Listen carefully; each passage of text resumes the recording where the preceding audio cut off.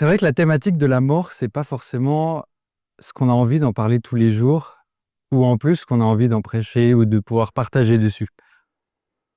La thématique de la mort, elle est assez sensible parce que elle est différente pour tout le monde, parce qu'elle nous impacte tous différemment. Et ce soir, j'aimerais peut-être vous inviter tous qu'on puisse commencer par une prière pour pouvoir essayer de chacun avoir au moins l'état d'esprit de se dire voilà, j'ai envie de recevoir ce que chacun, moi le premier, ce que Dieu il a envie de me partager par rapport à la mort. Je vous invite à prier. Merci Seigneur de nous permettre de nous retrouver ce soir, de nous permettre d'être là, présents, d'être ensemble. Tu connais cette thématique, tu vois à quel point elle est sensible, à quel point elle peut toucher l'émotionnel, toucher des zones qu'on a parfois décidé d'oublier en nous. Que tu puisses vraiment nous rendre comme une feuille blanche sur laquelle tu vas écrire les choses que tu veux nous transmettre et nous partager. Accompagne-nous pour cette soirée, pour ce message. C'est au nom de Jésus qu'on veut le prier. Amen. L'été passé, j'ai décidé de traverser la Suisse. J'en avais déjà parlé ici. J'avais déjà parlé du fait que ça a été une des plus fortes expériences que j'ai vécues. Je suis parti, j'ai pris ma tente, je l'ai mis dans mon sac à dos et je suis allé en train jusque de l'autre côté de la Suisse. Pendant cette traversée qui a duré à peu près 3 semaines, un petit peu moins que 3 semaines, il y a beaucoup de choses qui se sont passées. Beaucoup, beaucoup de choses. Mais socialement, c'était mort. Il n'y avait pas grand-chose qui se passait. Je me réveillais le matin seul, je mangeais seul, je marchais toute la journée seul, et j'arrivais le soir pour poser ma tente et construire la tente et dormir seul. Et ça a été un des moments où j'ai vécu les plus fortes expériences, autant les bonnes que les mauvaises.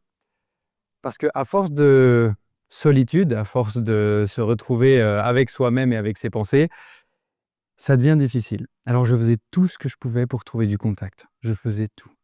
J'en devenais gênant. J'en devenais pas...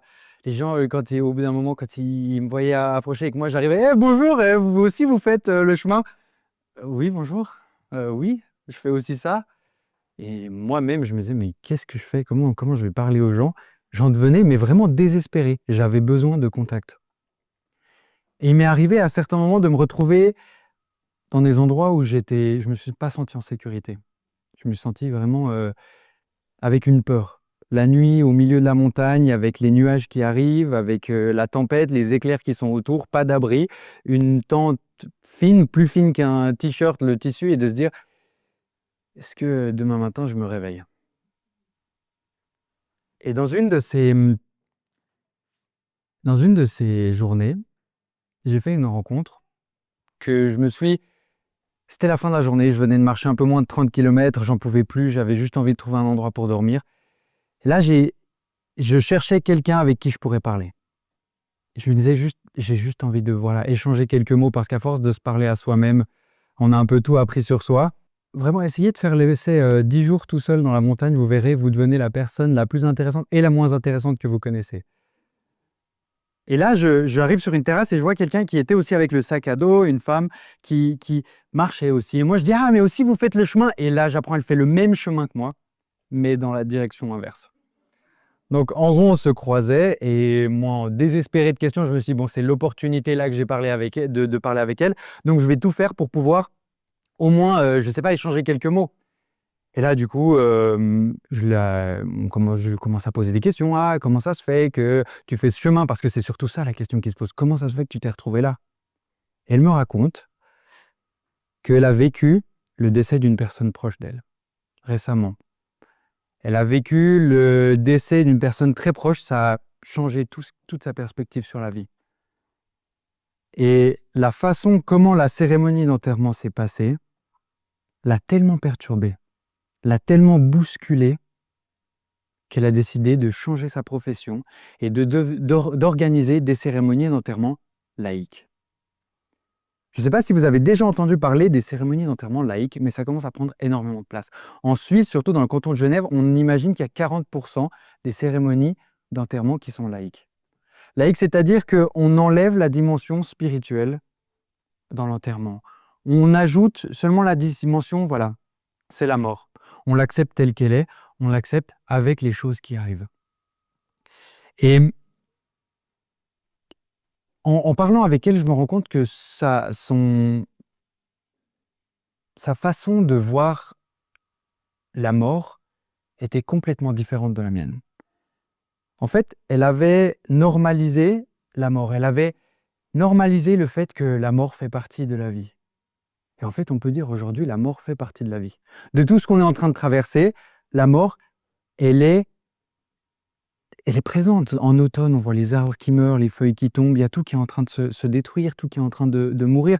Et elle s'était dit, si la mort fait partie de la vie, il faut l'accepter comme une autre chose. Et du coup, pourquoi impliquer la spiritualité dans la mort, puisqu'on n'implique pas Dieu ou quoi que ce soit d'autre de spirituel dans d'autres choses, dans mon travail, dans ma vie. Et au fond de nous, moi, ça m'a perturbé de voir, mais de me dire, mais en fait, la mort n'a plus ce côté de spiritualité. La mort n'a plus ce côté où Dieu est présent dedans. En fait, depuis des siècles, on a ce rapport avec l'humanité, on a toujours eu un rapport particulier avec la mort. On a toujours de tout, par exemple. Aujourd'hui spécialement, j'ai entendu il y a je crois que c'était avant-hier, j'ai entendu un podcast de quelqu'un qui est en train de passer son temps, son intelligence, de tout utiliser pour vivre le plus longtemps. Je ne sais pas si vous avez déjà entendu parler de lui. Il est aux États-Unis et il prend des pilules, des comprimés, il boit des jus, il fait juste la quantité de sport normale. Il ne va pas marcher au soleil trop longtemps pour pas que ça abîme sa peau. Son but, c'est d'arriver à 150 ans, ou je ne sais plus, en tout cas bien plus que 100 ans. Et il disait dans un autre podcast, il disait, je pense qu'on surestime l'impact de la mort aujourd'hui et qu'on peut atteindre l'immortalité plus vite qu'on le pense.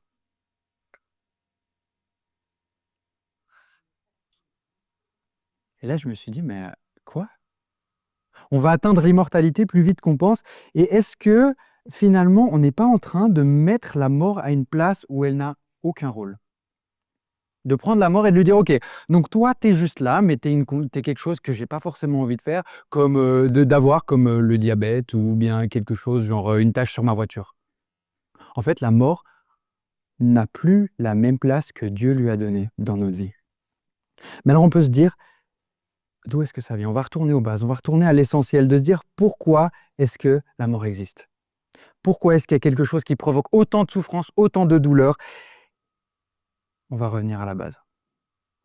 Encore une fois, si on revenait au tout début, si on revenait où la mort elle a commencé.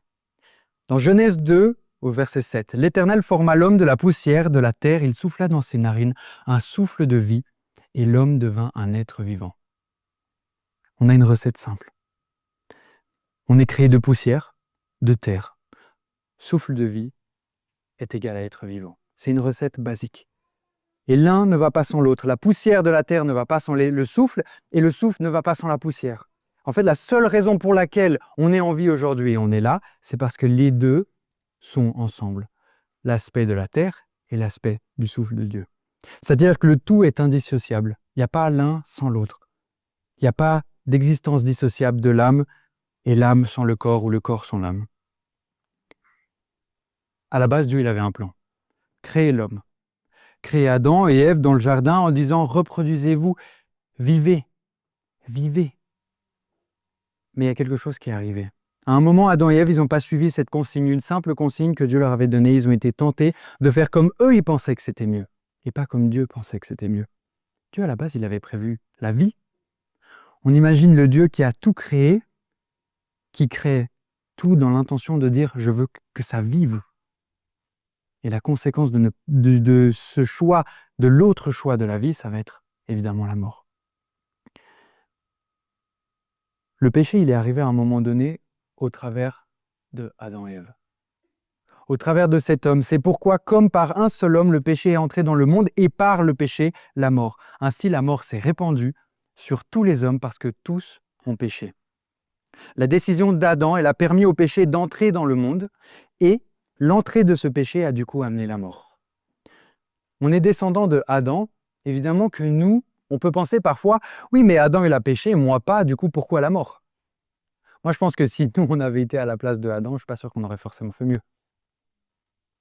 Et il est là la conséquence, c'est qu'on est tous créés de la même manière, avec cette même tentation de se dire « moi, je sais mieux que ce que Dieu il a prévu pour moi ». Et à un moment, Dieu dit « tu as le choix entre la vie et la mort ». Et à un moment donné, nous, on choisit. Adam, il a choisi à ce moment-là de se dire « qu'est-ce qui se passe ? Comment est-ce que Dieu a organisé ça ? Je choisis d'un côté la vie ou d'un côté pas la vie, et donc la mort. » On a été créés de la même manière, je pense qu'on aurait fait le même choix. Ce qui est important là de retenir, c'est que la mort est la conséquence du péché. Le péché a permis à la mort d'entrer dans le monde. La mort, c'est la conséquence directe, de manière générale, la conséquence du péché. C'est très simple. Si on se base que là-dessus, on arrive à comprendre mieux la mort. C'est puisqu'on avait vu déjà dans la première prédication, dans la deuxième prédication de cette série essentielle, et la troisième aussi que Léo a fait la semaine dernière, que le péché est présent dans ce monde. Le péché est là. Mais le péché, c'est ce refus de choisir Dieu comme source de vie, et donc ça nous mène à la conséquence d'arriver à la mort. Je m'arrête un peu là-dessus parce qu'à chaque fois que j'arrive sur cette notion, je comprends quelque chose différemment. Et en écrivant cette prédication, j'arrivais à comprendre que c'est toujours cette phrase que je dis, mais si Dieu est la vie et qu'on ne choisit pas la vie, évidemment qu'on choisit la mort. Quand Dieu il nous crée, il a vraiment cette intention de se dire « je veux te donner la vie ». Mais la vie, la pure vie, évidemment qu'on ne peut pas trouver autre chose dans cette équation de se dire « je vais trouver autre chose que la vie pour trouver quelque chose entre la vie et la mort ». Non, la vie est d'un côté, la mort est de l'autre. Mais la mort n'est pas un choix. La mort est simplement la conséquence du non-choix de cette vie. En fait, on est en train de renverser toute la relation avec la mort aujourd'hui. Soit on en a peur, soit on la banalise, ou alors on se croit des héros et on la nie. Parce que finalement, c'est ça, les héros. Les héros, c'est ceux qui vont sur le champ de bataille et qui vont se battre pour dire « j'ai défié la mort ». Souvent aussi, on se dit, les héros de l'ancien temps, c'est ceux qui allaient dans les croyances anciennes de se dire « je vais en enfer, je vais dans les pires endroits et je reviens triomphant, je reviens en vie ». Donc on a nos héros qui sont faits où ils se battent, ils arrivent à vaincre la mort. Et je suis conscient que je suis en train de généraliser un peu les idées qu'on peut avoir sur la mort, mais la mort, finalement, c'est juste la mort, la fin de la vie. On la minimise, on pense qu'on peut y échapper, on pense que le temps nous rattrape, et finalement, on finit tous par mourir. On finit tous par mourir. C'est la conséquence, on le sait. C'est un tableau un peu sombre. Mais est-ce que ce n'est pas finalement la réalité ? C'est parce que la mort, elle n'a plus du tout la place et la signification que Dieu nous a expliquée. À la base, elle est simplement le fait de tourner le dos à Dieu et de se dire « moi je sais ». Toi, tu es la vie, mais moi je décide de faire mon chemin, même si c'est toi qui me l'as donné cette vie. Pour revenir à notre équation, la Bible elle est claire. Il n'y a pas d'immortalité de l'âme, individuellement du corps, ni de corps sans l'âme. Le terme « âme », dans le verset qu'on a pu lire avant dans Genèse, le terme utilisé en hébreu, c'est le terme « être vivant ». J'ai utilisé le mot âme, être vivant, mais on pourrait aussi le traduire par âme vivante. Mais on a eu cette idée que l'âme, finalement, elle est dissociable du corps et que peut-être elle flotte. Et comme le témoignage de Léo, il a pu dire, on a souvent cette idée que l'âme, elle est individuelle, elle est en dehors. Mais l'âme vivante, c'est finalement nous. On est des âmes vivantes, des âmes qui sont présentes là. Et on ne peut pas dissocier cette âme de nous-mêmes puisque notre conscience, elle est là. Elle est là-dedans. Le problème, c'est que l'ennemi va tout utiliser pour nous faire croire que la mort, c'est pas ce qu'elle est. Que la mort, c'est autre chose. En fait, c'est une croyance qui s'est beaucoup répandue, l'idée qu'il est possible de parler avec des morts. L'idée qu'il est possible de consulter dans les cartes, peut-être que les morts vont pouvoir répondre, ou bien d'avoir cette présence de quelqu'un qui est décédé autour de nous. Ça peut paraître rassurant, mais Dieu est clair. Une fois qu'on est mort, on dort. C'est un sommeil. Ce n'est pas ce qu'on pense. Il y a d'ailleurs ce texte dans Deutéronome, si jamais vous n'étiez pas encore assez convaincu, qu'on ne trouve parmi vous personne qui offre son fils ou sa fille en sacrifice, qui interroge d'une manière ou d'une autre les esprits des morts. Le Seigneur votre Dieu a en horreur ceux qui agissent ainsi. Et là, on se dit, mais pourquoi est-ce que Dieu il insiste autant là-dessus ? Qu'est-ce qui est autant problématique sur le fait de parler à des esprits finalement qui sont morts ? Le problème, c'est que la mort, elle est très bien utilisée par Satan pour se dire, c'est pas grave. La mort, elle n'est pas tant grave que ça. Le péché que tu auras fait, il n'est pas si grave que ça. Donc, si quelqu'un mort, finalement, est mort, il est toujours à côté de toi. Et le fait de ne pas choisir Dieu, c'est pas très grave. Une des raisons claires pour laquelle Dieu nous demande de ne pas faire ça, c'est parce que ce n'est pas à qui on pense qu'on est en train de parler. Des démons qui peuvent être utilisés par Satan pour se dire qu'ils prennent la forme de ceux qui sont à nos côtés. Mais ce n'est pas les personnes qu'on connaît. Les personnes qu'on connaît, qu'on a connues qui sont mortes, dorment, comme un sommeil. Mais alors, qu'est-ce qui se passe quand on meurt ou après la vie? Dans la Bible, il y a 2 morts. Il y a une première mort et il y a une deuxième mort. La première mort est celle par laquelle on va tous passer et par laquelle tous ceux qui ont été avant nous sont passés. Aujourd'hui, à la fin des 80, 90 ans de vie qu'on peut avoir, on passe par la première mort. La Bible, elle a un vocabulaire très spécifique concernant cette mort et on la trouve dans l'histoire de Lazare. Lazare est un ami de Jésus qui tombe gravement malade. Ses sœurs envoient un message à Jésus pour dire qu'ils viennent le guérir, mais Jésus ne vient pas tout de suite et Lazare meurt. Jésus ajoute à notre ami Lazare s'est endormi, mais je vais aller le réveiller. Les disciples répondirent, Seigneur, s'il s'est endormi, il guérira. En fait, Jésus avait parlé de la mort de Lazare, mais les disciples pensaient qu'il parlait du sommeil ordinaire. Jésus leur dit alors clairement, Lazare est mort. Je me réjouis pour vous de ne pas avoir été là-bas, parce qu'ainsi vous croirez en moi. Jésus il explique là que Lazare, il est mort. Mais quand il est mort, il dort. Comment est-ce qu'il pouvait expliquer cette cohésion entre les deux? Il explique avec d'autres mots que la mort, elle n'est rien d'autre qu'un sommeil, un simple sommeil.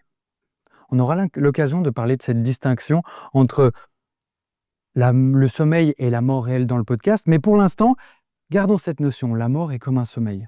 Une mort qui est un sommeil donc provisoire, une première mort, et une mort définitive, une deuxième mort. La première mort est un sommeil car elle est en attente d'un jugement, c'est-à-dire que c'est l'évidence que ce n'est pas la fin. Si la mort est simplement un sommeil, ça montre qu'après le sommeil, il y aura un matin, on va se réveiller.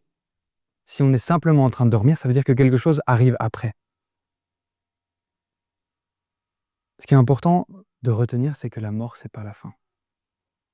C'est le titre de cette prédication, la mort n'est pas la fin. On a souvent tendance à penser que la mort, finalement, elle termine quelque chose. Elle termine cette vie ici qu'on est en train de vivre aujourd'hui sur Terre. Mais il y aura la résurrection, quand Jésus reviendra. Le jugement, une deuxième résurrection et enfin une deuxième mort définitive pour ceux qui refusent de vivre en Christ. Ceux qui refusent la vie éternelle, aujourd'hui. On aura l'occasion aussi de parler de ça, de cette distinction. Mais retenons bien, la mort n'est pas la fin. La première mort est un sommeil, car elle est en attente de ce jugement. Il y a plus de 2000 ans, Jésus il est venu. Et on arrive à cette période de la Pâque où Jésus il a été crucifié sur la croix. Il est venu parmi nous, il nous a montré son caractère et au travers de sa mort et de sa résurrection, aujourd'hui on a l'espérance que rien ne pourra nous séparer de son amour. Plus rien. Ni la mort, ni les souffrances, ni la tristesse. Et si aujourd'hui, toi et moi, on peut vivre sans avoir cette peur de la mort, en ayant la conviction que la mort ne marque pas la fin, c'est grâce à Jésus. Dans 1 Corinthiens, Paul il dit « Je vous ai enseigné avant tout, comme je l'avais reçu, que Christ est mort pour nos péchés. Selon les Écritures, il a été enseveli et il est ressuscité le 3e jour. » En fait, c'est un des mensonges de l'ennemi, de se dire, de nous faire croire que cette vie, c'est tout ce qu'on a, qu'on doit s'accrocher le plus possible à la réalité qu'on est en train de vivre aujourd'hui, parce qu'on n'aura que ça. Évidemment que si on pense que la vie qu'on a aujourd'hui, le travail qu'on a aujourd'hui, le matériel qu'on va pouvoir avoir et qu'on va pouvoir acheter, si on pense que c'est tout ce qu'on aura pour toujours, évidemment qu'on a envie de s'y accrocher encore plus. Mais c'est pas la vérité, c'est pas que cette vie à laquelle il faut s'accrocher. Satan veut nous faire croire qu'une fois qu'on est mort, c'est fini. Que toute l'énergie qu'on a aujourd'hui, elle doit être mise dans le maintenant. Parce que maintenant, tu vis. Il y a cette phrase en anglais qui dit « You only live once », tu ne vis qu'une fois. Donc fais ce que tu veux. Profite de la vie. Mais il y a des choses plus importantes. Dieu nous propose un chemin rempli de sens qui dépasse le soi, qui dépasse nous-mêmes. Il nous propose de prendre un chemin pour parler, avertir, partager tout ce qu'il a fait pour toi et pour moi. Une chose est claire et Paul il nous l'explique au travers d'un verset magnifique dans Romains 5, 19. « Si le péché est entré dans le monde par un homme, il sera anéanti par un autre homme. » C'est le verset qu'on a pu lire avant. Et la mort n'est pas la fin. parce qu'elle a déjà été vaincue par la croix. Si donc vous êtes ressuscité avec Christ, cherchez les choses d'en haut, où Christ est assis à la droite de Dieu. Affectionnez-vous aux choses d'en haut et non à celles qui sont sur la terre. Notre rôle maintenant, il est simple. Il est très simple. C'est regarder en haut et de se dire, j'ai pas envie de m'accrocher à tout le matériel, à tout ce que je peux avoir aujourd'hui sur terre. J'ai pas envie de m'accrocher à ce qui me fait peur, à la place que la mort, elle peut avoir dans ma vie. J'ai envie de m'accrocher à l'espérance que cette vie, c'est pas seulement ce qu'il y aura, mais que Dieu, il a prévu quelque chose d'encore mieux pour moi. Ce soir, je ne sais pas où tu te trouves par rapport à la mort. Je ne sais pas quelle est ta relation avec la mort. On a tous traversé des moments difficiles où on a pu perdre des gens proches de nous. Et comme je disais au début, on a tous une relation personnelle, individuelle avec la mort. Parfois, c'est quelque chose de lointain. Parfois, on se croit invincible. Parfois, on pense que la mort, elle est partout. Parfois, il y a beaucoup de peur en nous. Parfois, la mort, c'est quelque chose qui peut nous attirer, parce que ça peut paraître comme une solution. On a tous ici des relations particulières et différentes avec la mort. Mais ce soir, j'ai envie de t'inviter à faire quelque chose. À faire un pas de se dire que la mort n'est pas la fin, mais pour accepter et pour avoir cette espérance de se dire j'ai envie de croire que la mort ne sera ni la fin de ma vie, ni la fin de ma relation avec Dieu. J'ai envie de passer comme ce que Jésus l'a dit. De vivre avec lui cette mort et cette résurrection. On a l'habitude de pouvoir vivre des temps de baptême. Et aujourd'hui, c'est quelque chose qui est aussi disponible. Pas ce soir, maintenant, mais de se dire dans une perspective, j'ai aussi envie de vivre cette mort et vivre cette résurrection avec Christ. Parce que lorsque Christ il est mort sur cette croix, il a pris toutes les conséquences que nous, on était censés avoir. Encore une fois, je reviens à cette image. Si Dieu est la vie et qu'on ne choisit pas la mort, on ne choisit pas la vie, on va vers la mort. Et du coup, on se retrouve à aller dans un chemin comme ça, dans une conséquence. Et Dieu, il décide de se dire, il a décidé de nous dire, moi, je vais prendre les conséquences de ta décision pour toi. Je vais les porter pour toi. Et je vais te permettre, au travers de ta mauvaise décision, d'avoir un autre choix.